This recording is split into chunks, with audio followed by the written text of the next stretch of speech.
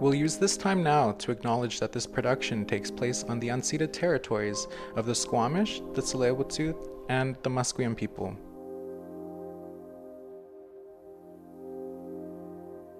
Our intention for this podcast is to provide a space where survivors can share with us their lived experiences and what it was like for them to navigate health and wellness after residential school.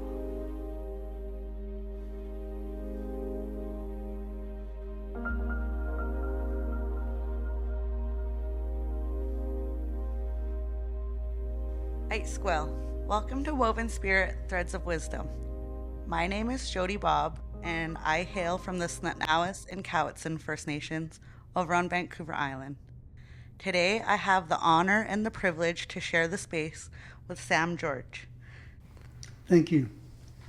My traditional name is Tseatsultux, and it comes from my grandfather. And I got that name when I was very little, and I was introduced to my grandmother, and she just held me in her arms, looked at me, and said, Tseatsultux. And that was her husband, her deceased husband's name.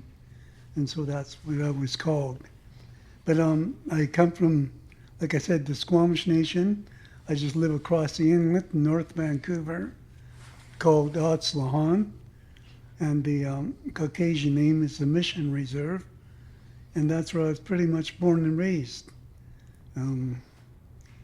I've had the privilege of yesterday celebrating my 80th birthday. Happy birthday. And, yeah, my grandparents lived up in Upper Squamish and lived over here. Our original reserve was over here where my ancestors came from. Thank you so much for sharing. I really appreciate that. So you were saying for your whole entire life that you had resided on Eslhá7an Reserve down there. Do you have very many memories on your childhood before residential school, and what was that like for you? Well, yeah, it was quite, I would think, normal. I had 2 older siblings and a younger sibling, and there was 4 of us, and it seemed like it was very old houses, probably built in the early 1900s. No insulation, hot in the summer, cold in the winter, and just the reserve was just a dirt gravel road, had wooden sidewalks going right at the length of the reserve, and we had a lot of streams. We actually had one coming right beside the house, and it wasn't very big maybe, but I remember that. And I remember also my mom would give my older siblings a bucket, 2 buckets, and we'd walk maybe about 300 feet. And there was another stream, a bigger stream, going through the reserve, and that's where we got our water for the day. And 2 buckets seemed to last all day. It inspires me to see your face light up when you recollect back to those memories, and I really appreciate you for sharing that with us. I could only imagine, like you went from residential school, then you were in jail, waiting for your trial, and then now you're at a correctional facility. After your 4 years and you're essentially a free man, what did you get up to? Well, I started work when I got out. I was 20. And my grandfather, my dad, my brothers, my uncles, basically around here, they were all longshoremen. Yeah. Worked on the waterfront.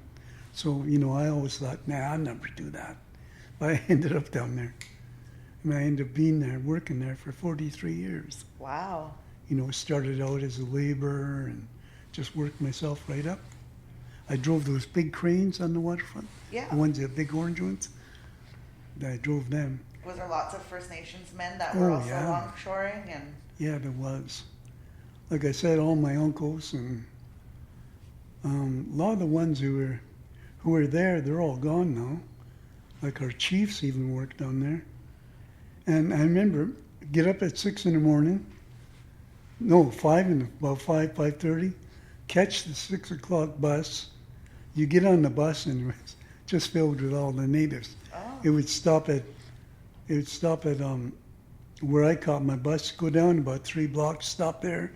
More natives got on, and then stop at Keplanu, and more natives got on the bus. Sweet. So we filled up the whole bus. And Must we have had been a fun bus ride. Yeah. To work. And so we had to get to the dispatch before 7, because dispatch started at 7. Mm. But, you know, like all uncles and everybody saying, hi, and good morning, you know, and we'd all walk and catch a bus to the dispatch hall. And that's how it started. At that time, the bus was 25 cents. Sweet. So, like, were you hopping on around Mission and then going over the Lions Gate? Yeah, and catching a bus around. I don't remember where we caught it, because it went right to the dispatch hall. You know, the ones with had the 2 things and it ran on wires. Yeah. Got its power from the electric wires. Oh, yeah. Yeah, that was all there. That was all them. They didn't have any gas or diesel in them days. But around here, it was all them buses. Oh, okay. But then we all got to the hall, and I don't know why I was in such a hurry to get there, because we all had cigarette packs. Yeah. And we tore the tops off because we wrote our names on it, and you got a work number, and we just put it down, and the guy would, if you were on the bottom, he would just turn it over to the dispatcher, and he'd read your name, and you'd get a job. That's crazy. So it was like kind of like, you ever know, draw? Or would it be like the order you get there? Yeah. That's how the stack was? Yeah.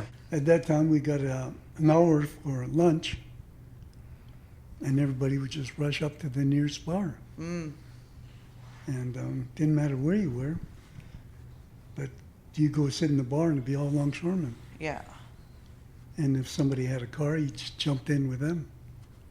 And when we went back to work, there was always a paper bag with about 4 beer in there, bottled beer. And there was a lot of times, you know, you get fired. Yeah. But the good thing about longshoremen, you get fired, you just go back the next morning and get another job. Yeah. But you couldn't work for that guy who fired you. Like there was 4 companies. You couldn't work for that company, but you could work for the other 3. Yeah. And it was on your plate, can't work for so-and-so. So, and you just go around the circle. In your book, you say that you were married 4 times. Yes. I find that, like, as a woman, I find that inspiring. Like, you know, through all of, you know, everything you went through in your entire life, you didn't give up on love. I mean, or you gave it a shot. Yeah. You didn't allow that bitterness to, you know, make yourself reclused or alone all the time. Did you have kids? I have 2. 2? Well, I have 3. I adopted 1. Okay. 2 boys and a daughter. Okay. Through longshoring and, you know, kind of going through your trial and error and trying to navigate your health and wellness, you mentioned that you went to Tsow-tun-le-lum, the recovery house. Funny enough, that's where my mom and my dad met. They fell in love there. But for you, when you went there, was that one of your biggest milestones for trying to better yourself? Yeah. Well, it was actually, when I first got there, there was nothing wrong with me. I wasn't an alcoholic. Oh, yeah. Yet. And there was my counselor. She was very good looking. I kept on hitting on her, looking at her and everything. And she just said, "Sam, come here, I want to talk to you." Took me in her office and said, "I know what you're doing." Mm. I said, "What?" And she told me, she said, "If you don't get into the program, do something, I'm going to send you home." Yeah. I said, "But I don't know how." And she said, "Oh, I'll help you." And she took me, and well, everybody, but she worked on me like everybody else. And that's where I started developing sobriety and finding out about myself. Because she really guided me. And I quit eyeballing her. And that's how it was. She brought me around. Her brother actually was in jail when I was, and Okay. he was quite tough. Oh. So he was sort of like he's since passed away, and he was sort of like around me all the time, my protector. So after you had taken the program a little bit more seriously and stopped hitting on her, is that where you were provided, your first set of tools towards healing? Yeah. It was a struggle because I was still growing. Yeah. Still a lot I did, just because I went to treatment and I still had to get rid of my old self. Yeah. And a lot of it pops up, especially when you're in the community and all your friends are the ones who drank and drug. Mm-hmm. So it was kind of hard breaking away from them. And especially, like right now, the fish are going up the river. Yep. And I go down there to get fish, and all the guys, hey, Sam, here, hand you a beer or a doobie, or say, no, man, I don't do that anymore. Even for myself, like I'm at the end of my 20s and entering my 30s, and you try and tell someone like, I quit drinking, or you subject yourself away from those people who are living that lifestyle and that pattern, and people will literally alienate you. Like they'll be like, what's wrong with you? Or they'll kind of like shame you, or especially because it's so normalized amongst our people. Like, it's a birthday or a wedding or anything under the Christmas tree. First Nations people want to find a way to party. And I mean, navigating through that in a healthy way is definitely a challenge for myself as well. Like, exactly. Yeah. A lot of trial and error, and learning to forgive myself and not to be too hard on myself. Because, in one hand, for myself, I'm going, hey man, I'm young, and then the other hand, it's like I want to try and break these ongoing barriers that I was born and raised around. With my parents and my community and my brothers and sisters. It's so normalized, for sure. Well, being in residential school for 9 years and then going to jail for 4.5. And then when I got married, my wife took care of me. Yeah. And when my wife, she got married, she said, I feel like I'm your mother. Because she woke me up, helped me to get dressed, fed me, just took care of me because I didn't know how to take care of myself. Yeah. I really didn't. Yeah. And somebody always do my laundry. And I didn't know what to do. And it was until I was sober up a long time. Well, actually, I had a counselor, and she told me, said, you know what, Sam, you better learn how to take care of yourself. Oh, that's when my wife, she talked to my counselor and said, I'm leaving him. Oh. And so she knew. She didn't tell me. That's when she said, you better learn how to wash your clothes. Yeah. Better learn how to get up and go to work. Better learn how to eat breakfast by yourself. And I didn't know what she was talking about, so I'm like, okay. And so I started doing that. Yeah. Took a while, but I did it. Yeah. And no one can take that away from me too, right? Like, yeah. You got there. I guess my question, leading up after this discussion is like, what would your advice be for a young person or even an older person, anyone? What would your advice be for anyone who is, navigating and looking for help or ready for change, or what would your advice be for that person? Well, first of all, find help. Yeah. You don't have to do it alone. How many times I tried to quit? Oh yeah, I quit. Maybe 2 days, 1 week, 1 month. But find help, people to help you to live, to grow and find a better way. Find other things to do. Nothing worse than quitting drinking and sitting at home. Yeah. All by yourself. Then the thoughts come in. And then learn to be yourself. Find something to do. Find it, realize it and do the things that you like to do. And most of all, like I think I said it, find yourself. Know what controls you, your emotions, and take care of them rather than them controlling you. And just hang around people who are positive, or not all the time, but people who for me, I had to find people. I couldn't go back to the people who drank and drugged all the time. I had to find new people, new friends. And that's what I did. I just hung around people who didn't drink and drug, people who went to work and took care of themselves. And eventually, things work out. And people today, I really feel that they look up to me. They come and ask me, they come and talk to me for advice, well, how do you do this? How do you do that? And I can give them an answer. That's what I've learned in my life. The answer is always there. And that's what I always tell them. Think about it. What would you do? And they think about it and tell me. I said, right, go do it. Yeah. I don't have to tell you. You already know. Mm-hmm. And my life is an experience today. I don't live there. I used to live there. Feel sorry for myself. It won't work out anyway, because it never worked out in my previous life. But now I know there's an answer.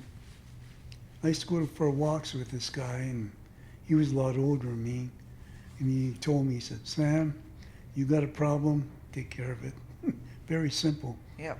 Take care of it or it's going to come back and haunt you.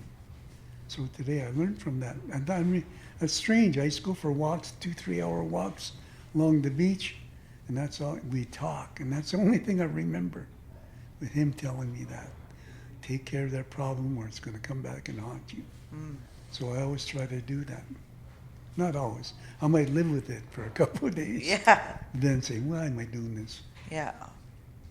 Do you find yourself practicing culture regularly now? Yeah, I think I do. I do a lot of drumming, and I always knew the songs because I heard my grandmother and my papa, my dad, and them. They always drummed and did, sang at songs, and the people I don't know if you know about Sundance. I go to Sundances. I'll be going to one end of this month, and you go there, and for the first 12 years I went there, I just sat on the big drum. I didn't know anything. I knew how to drum, but then I learned the words. Oh, okay. And they're all Lakota songs. And I sat on that for 12 years and drummed. And then I said, well, you know what, I'm gonna Sundance. And I went out in the arbor, and you do that for 4 days. No water, no food. And you pierce yourself from a tree, and you just pull on it till it breaks, and you pray, and you have a whistle, and you blow that. But I also belong to my longhouse too. Okay. And I've been there I went in '83 until today. And I don't know if you know, but longhouse starts in, I think it's September, goes until February, March. Yeah. And I do that. So I know a lot of longhouse songs. Well, longhouse, it's everybody, all your brothers and sisters songs, eh? Yeah. There's no special song. And I do that. Not as much so much, because of my health, I don't go as much.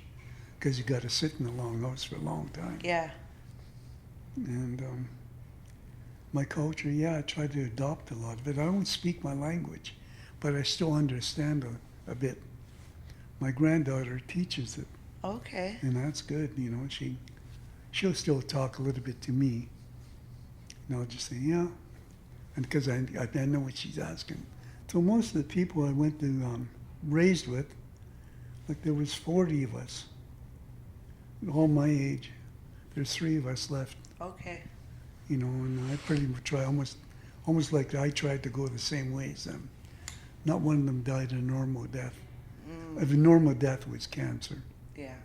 A lot of them died, not a lot of them, but 4 of them, 5 of them died of cancer. And the last one was my brother. He lived just below me. And I don't know if you read about little Charlie. He was in my life. I had to take care of him in residential school. And he died in there. Nun threw him down the stairs, shaking him, and threw him down. I went all the way down the stairs. And he went and they operated on his head because his brain swelled. And he died on the operating table. And I didn't find that out till maybe 15, 20 years ago. I remember my brother, he just said, "Remember that little guy used to follow you around?" I said, "Yeah, Charlie." He told me what happened to Charlie. And they didn't even know where he was from. He had two sisters, and they didn't know where they were from when they came from the island. They just said, we came on a big boat. They were young too, eh? And they couldn't find his mother, and so they buried him on our reserve.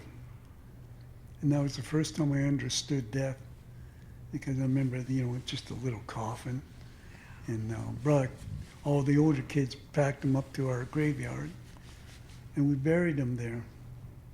And that was the first time, just stand there, watching him go down. That's the first time I understood death.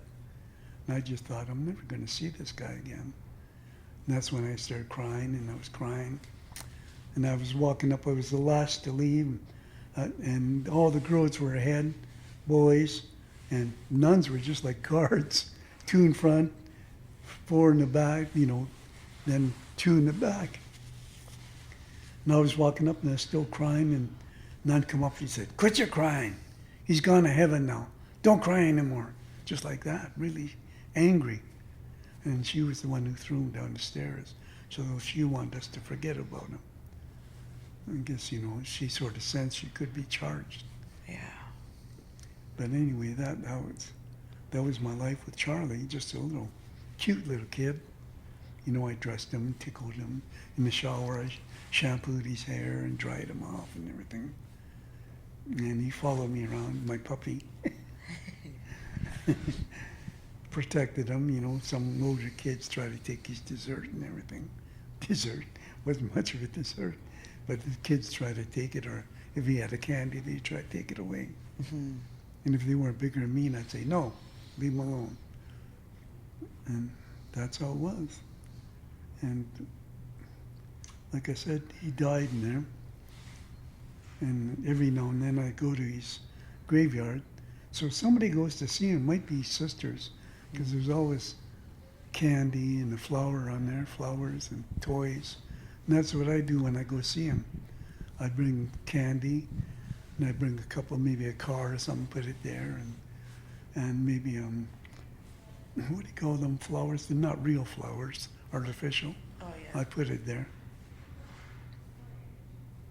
And sometimes I go there and I just open up the chocolate or whatever and put it on there, jelly beans, and I guess the birds get them, I'm not sure, because they're always gone, or the chocolate's just very little left.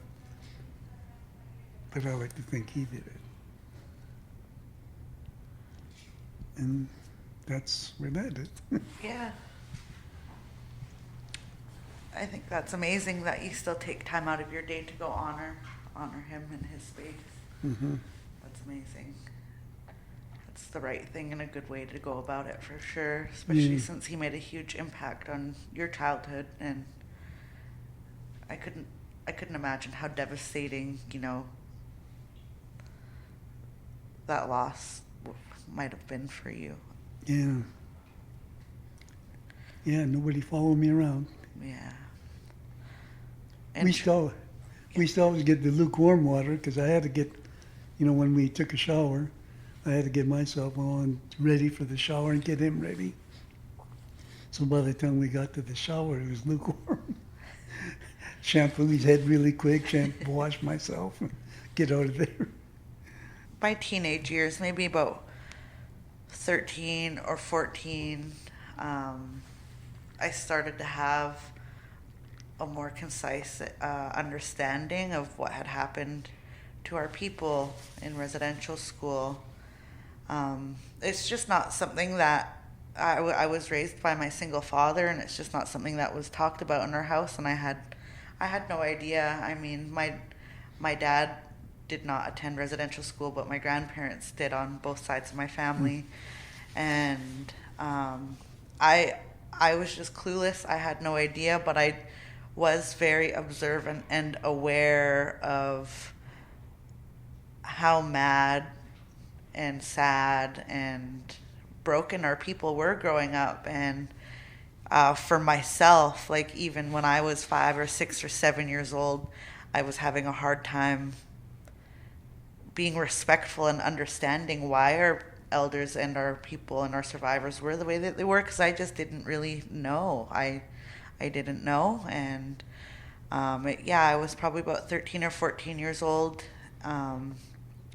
My mom started working for the IRSSS, and she just sat me down for hours. I don't know. I want to say it was maybe about a 5-hour talk, and she didn't tell it to me lightly or briefly or walk around it, or she just told me, some of the cold hard truths of what had happened to our people. And I think the conversation came up for me as well because when I first started attending high school over in North Vancouver, I was only maybe one of the 3 First Nations people in the whole entire school at the time. And I was experiencing racism for the first time in my entire life. Yeah. And I was distraught because over on Vancouver Island, I had never experienced that in Snu'nu'wus Bay or Lantsville, which I guess would be called a privilege to most. I had not experienced racism. So then that was just that day that my mom sat me down and was like, listen, people have their misinterpretations of who our people are, and you can't let that get to you. And she really had to break it down to me that it's not my job to change people, and just to encourage one another to get and stay educated on the past and even what's going on in the present when it comes to our people, because there still is a lot of discrimination, and we still are being objectified, and you start to really wonder what's driving these big companies or the government or these different workplaces or the school, and everyone wants to have their involvement on what it comes and what it means to be reconciled. And I think sometimes we're losing sight a little bit on what that might mean for other people. I didn't start to change. I went to treatment quite a few times. And some of the treatment centers I went to were run by non-natives. So, just do this, do that. And it didn't kick in until I went to native treatment centers. Actually, when I first sobered up, they put me on a bus, 16-hour bus ride to a town called Creston, way down that way somewhere. But I found this guy, they started getting me into the native culture. Yep. And there was this one guy named Joseph. He was a trapper. September, he'd load up 400 pounds on his back and go trapping. Yeah. Come back in March or April, live out in the bush, and he was really a listener. And he was really good because he was used to being by himself too. And he helped me. And I didn't know. One time I was just sitting there and he said, "Sam, you want to go for a walk?" Yeah, okay. But he was a trapper. Creeps, we walked about 5 miles. Walked that way, then walked back, me behind complaining to be back. But we walked into town. It was that far away. Have a pop and have a coffee and a pie. Get up and walk back. I'd buy a newspaper. And I'd be behind. When we first started, I'd be behind him, complaining, walking, complaining about it. Then after a while, I'd say, "Joseph, want to go for a walk?" "Yeah, okay." Walk into town every day. But it was also, like I said, finding out my life. Okay, this is who you are. Why are you like this? Didn't change right away. Took a long time. And I'm still changing today. Yeah. Every day is experience. Every day. good, bad, it's all up here. You know, I can look at some, well, I know if I'm going to do that, I'm going to get in trouble. I stop and think. Before it was impulsive. Do it. I've been drug and alcohol free 34 years, and that helps. You know, like I said, everybody around my age, they're all gone. And I probably would have been gone too. I sure tried. I OD'd 3 or 4 times. And the doctor just said, you know, Mr. George, one of these times we're not going to bring you back. We're not going to be able to. I said, yeah, okay. You know, that's the attitude I had. Yeah. And when he said, go on home now. Go home, where did I go? Right to the drug house. Start all over. But every time I took that drug, I thought, you know, this could be it. I always thought that. This could be the one. And a couple of times, it almost was. I have a creator today, you know. And every morning I say, help me not to take a drink or do drugs today, creator. Even though it's 34 years. I still say that prayer. Help me to be a good man. Help me not to hurt anybody today. And that night, when I'm going to, before I go to sleep, I say, thank you, Creator. You know, and I can't go to sleep till I say that. Thank you. And that's my life. I can say it over and over again. It's a privilege and an honor to share this space with you. And, you know, I'm forever grateful. Well, you did good too, because I'm in the beginning stages of Alzheimer's. So I'm forgetting a lot, eh? Like you brought up a lot of stuff just by talking about what you had to talk to. And I would think, yeah, I remember. I was thinking that. And that's where it came from, just from. And beginning of Alzheimer's is scary. Yeah. When you think about it, because I know. And maybe, I don't know how much longer I got. Maybe I'll look at you and I won't know who you are. It's starting to do that now, eh? It's starting to be that way. People I've known for years, and I'm looking at them, what's your name now? You know, I can't remember their name. And I was pretty much brought up with them. So that's where that's going. And I try not to think of the future too much, because it's too scary for me right now. Yeah.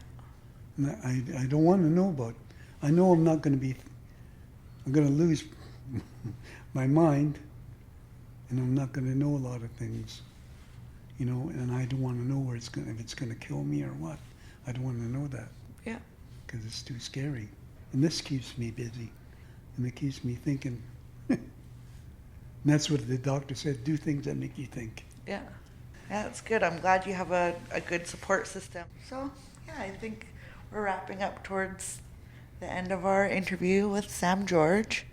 And if you're still with us, thank you so much. And if you could take a moment to like, share, subscribe, whatever you got to do after watching this video, so you can, you know, stay in tune for the next few episodes that we're releasing. Thank you for watching Woven Spirit Threads of Wisdom. My name is Jodi, and we will see you next time.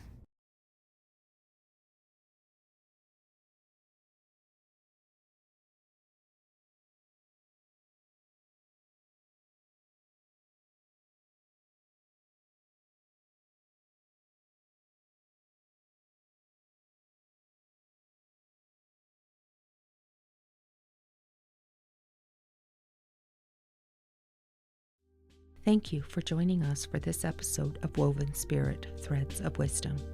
We understand that the stories shared today may be challenging or triggering. If you need support, please reach out to our crisis line, available 24/7 at 1-800-721-0066. Remember, you don't have to navigate these feelings alone. Support is always here for you.